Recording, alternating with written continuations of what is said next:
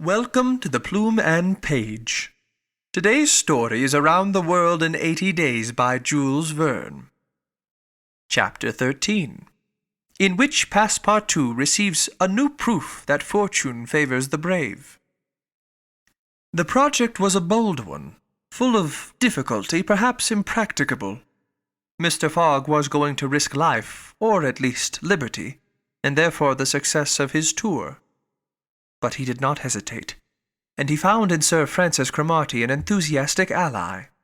As for Passepartout, he was ready for anything that might be proposed. His master's idea charmed him. He perceived a heart, a soul under that icy exterior.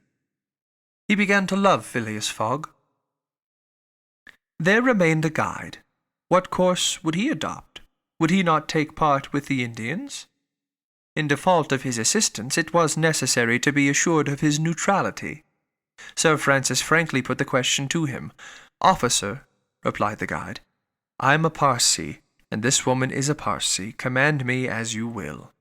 "Excellent," said Mr. Fogg. "However," resumed the guide, "it is certain not only that we shall risk our lives, but horrible tortures if we are taken." "That is foreseen," replied Mr. Fogg. "I think we must wait till night before acting." "I think so," said the guide. The worthy Indian then gave some account of the victim, who, he said, was a celebrated beauty of the Parsee race, and the daughter of a wealthy Bombay merchant. She had received a thoroughly English education in that city, and, from her manners and intelligence, would be thought a European. Her name was Auda. Left an orphan, she was married against her will to the old Rajah of Bundelkund, and, knowing the fate that awaited her, she escaped, was retaken, and devoted by the Rajah's relatives, who had an interest in her death, to the sacrifice from which it seemed she could not escape. The Parsee's narrative only confirmed Mr. Fogg and his companions in their generous design. It was decided that the guide should direct the elephant towards the pagoda of Palaji, which he accordingly approached as quickly as possible. They halted, half an hour afterwards, in a copse some 500 feet from the pagoda, where they were well concealed. But they could hear the groans and cries of the fakirs distinctly. Then they discussed the means of rescuing the victim. The guide was familiar with the pagoda of the Palaji, in which, as he declared, the young woman was imprisoned. Could they enter any of its doors while the whole party of Indians was plunged in a drunken sleep, or was it safer to attempt to make a hole in the walls? This could only be determined at the moment, and the place.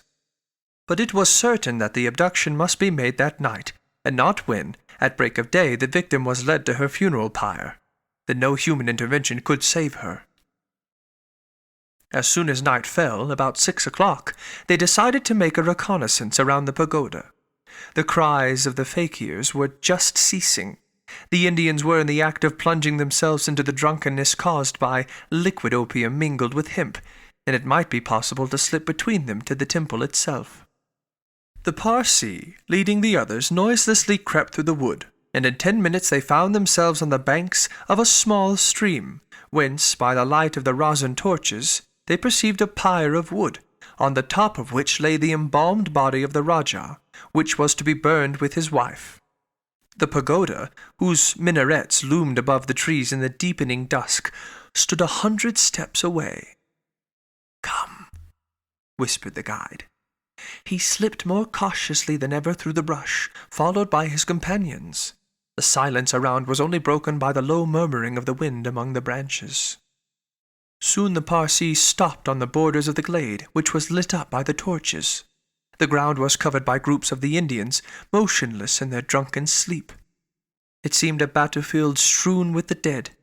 Men, women, and children lay together. In the background, among the trees, the pagoda of the Palaji loomed distinctly. Much to the guide's disappointment, the guards of the Rajah, lighted by torches, were watching at the doors and marching to and fro with naked sabers. Probably the priests, too, were watching within. The Parsee, now convinced that it was impossible to force an entrance to the temple, advanced no farther, but led his companions back again. Phileas Fogg and Sir Francis Cromarty also saw that nothing could be attempted in that direction. They stopped and engaged in a whispered colloquy. "It is only 8 now," said the brigadier, "and these guards may also go to sleep." "It is not impossible," returned the Parsee. They lay down at the foot of a tree and waited. The time seemed long. The guide ever and anon left them to take an observation on the edge of the wood, but the guards watched steadily by the glare of the torches, and a dim light crept through the windows of the pagoda. They waited till midnight, but no change took place among the guards, and it became apparent that their yielding to sleep could not be counted on. The other plan must be carried out. An opening in the walls of the pagoda must be made. It remained to ascertain whether the priests were watching by the side of their victim as assiduously as they were the soldiers at the door. After a last consultation, the guide announced that he was ready for the attempt, and advanced, followed by the others. They took a roundabout way, so as to get at the pagoda on the rear. They reached the walls about 12:30, without having met anyone. Here there was no guard, nor were there either windows or doors. The night was dark. The moon, on the wane, scarcely left the horizon, and was covered with heavy clouds. The height of the trees deepened the darkness. It was not enough to reach the walls. An opening in them must be accomplished, and to attain this purpose the party only had their pocket-knives. Happily the temple walls were built of brick and wood, which could be penetrated with little difficulty. After one brick had been taken out, the rest would yield easily. They set noiselessly to work, and the Parsee on one side and Passepartout on the other began to loosen the bricks so as to make an aperture 2 feet wide. They were getting on rapidly, when suddenly a cry was heard in the interior of the temple, followed almost instantly by other cries replying from the outside. Passepartout and the guide stopped. Had they been heard? Was the alarm being given? Common prudence urged them to retire, and they did so, followed by Phileas Fogg and Sir Francis. They again hid themselves in the wood, and waited till the disturbance, whatever it might be, ceased, holding themselves ready to resume their attempt without delay. But, awkwardly enough, the guards now appeared at the rear of the temple, and there installed themselves, in readiness to prevent a surprise.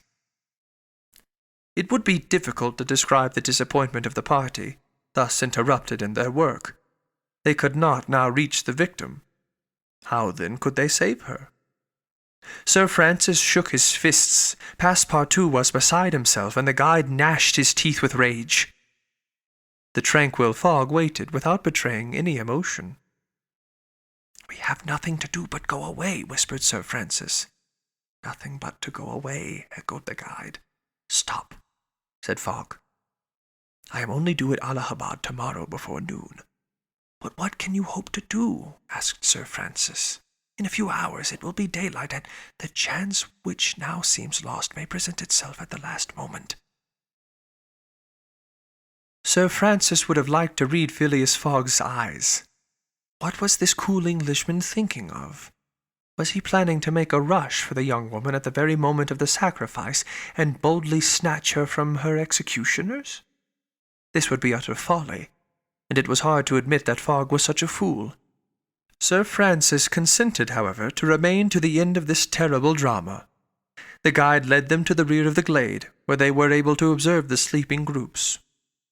Meanwhile, Passepartout, who had perched himself on the lower branches of a tree, was resolving an idea which had at first struck him like a flash, and which was now firmly lodged in his brain. He had commenced by saying to himself, "What folly!" And then he repeated, "Why not, after all? It is a chance, perhaps the only one, and with such sots." Thinking thus, he slipped, with the suppleness of a serpent, to the lowest branches, the ends of which bent almost to the ground. The hours passed, and the lighter shades now announced the approach of day, though it was not yet light. This was the moment. The slumbering multitude became animated, the tambourines sounded, songs and cries arose. The hour of sacrifice had come.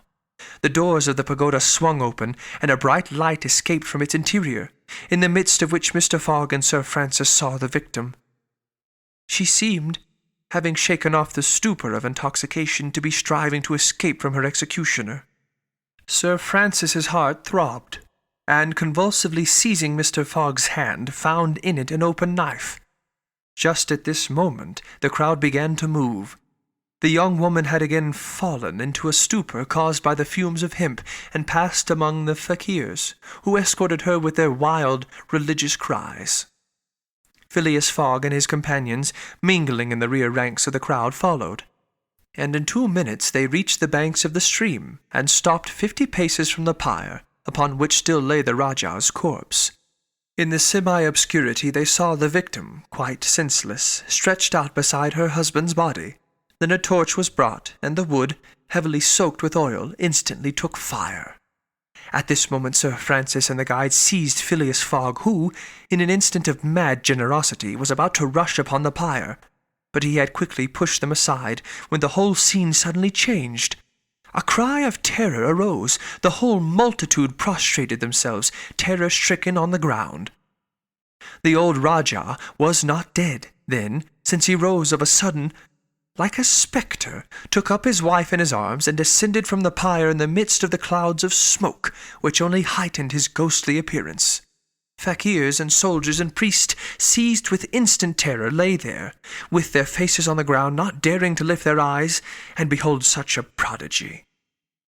The inanimate victim was borne along by the vigorous arms which supported her, and which she did not seem in the least to burden. Mr. Fogg and Sir Francis stood erect. The Parsee bowed his head, and Passepartout was, no doubt, scarcely less stupefied. The resuscitated Rajah approached Sir Francis and Mr. Fogg, and, in an abrupt tone, said, "Let us be off." It was Passepartout himself who had slipped upon the pyre in the midst of the smoke and, profiting by the still overhanging darkness, had delivered the young woman from death. It was Passepartout who, playing his part with a happy audacity, had passed through the crowd amid the general terror. A moment after all 4 of the party had disappeared in the woods, and the elephant was bearing them away at a rapid pace. But the cries and noise, and a ball which whizzed through Phileas Fogg's hat, told them that the trick had been discovered. The old Rajah's body, indeed, now appeared upon the burning pyre, and the priests, recovered from their terror, perceived that an abduction had taken place. They hastened into the forest, followed by the soldiers, who fired a volley after their fugitives. But the latter rapidly increased the distance between them, and ere long found themselves beyond the reach of the bullets and arrows.